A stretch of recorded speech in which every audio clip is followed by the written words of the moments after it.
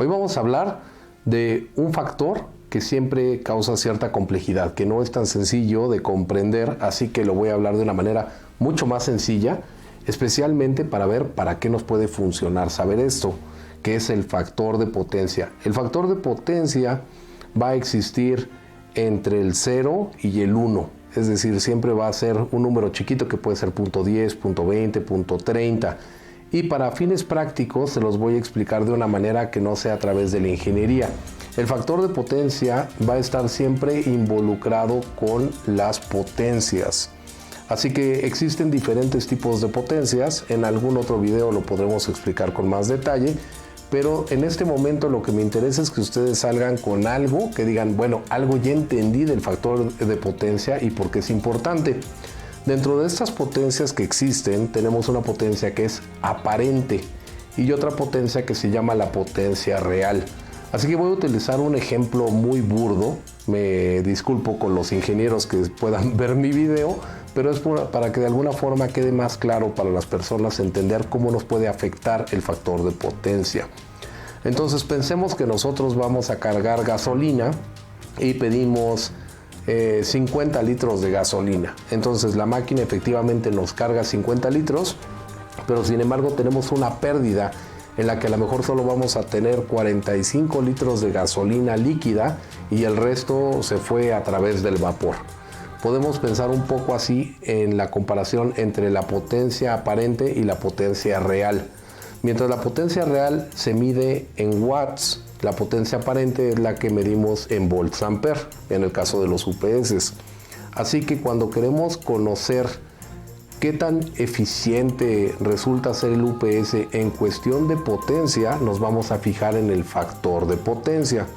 Si nosotros vemos que un equipo, por ejemplo, es de 5000 volts ampere, nosotros esperaríamos recibir de la potencia real algo parecido. Entonces, si tenemos un equipo que son 5000 volts ampere y nos dice 5000 watts, quiere decir que nuestro factor de potencia, el que está multiplicando a la potencia aparente, es un factor de 1 en este caso. ¿Qué quiere decir? Que nosotros queríamos 5000 volts ampere y tenemos 5000 watts que son eficientes, es decir, que no tenemos a ningún lado una como pérdida de energía.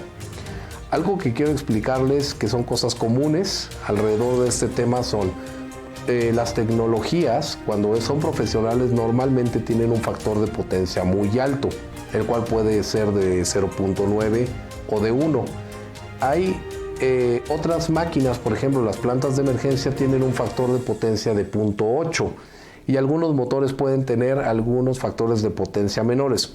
¿Qué quiere decir esto? Y esto es importante para mí que lo sepan. El factor de potencia no va a hablar necesariamente de que un equipo sea mejor en calidad que otro.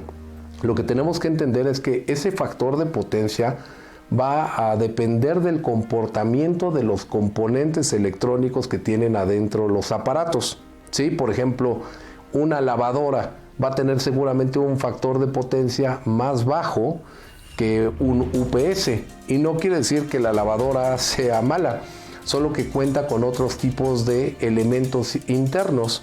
No solo resistencia, sino que puede tener capacitores o puede tener algunas corrientes inductivas, es decir, otros elementos electrónicos, y eso no quiere decir que sea de mala calidad.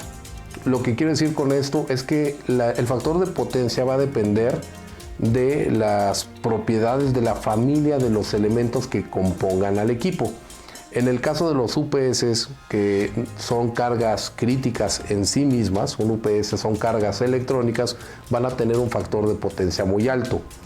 En los no breaks, que es la tecnología no profesional, normalmente vamos a tener un factor de potencia muy bajito. Es decir, que si por ejemplo tenemos un UPS de 1000 volts ampere, posiblemente vamos a tener 500 watts.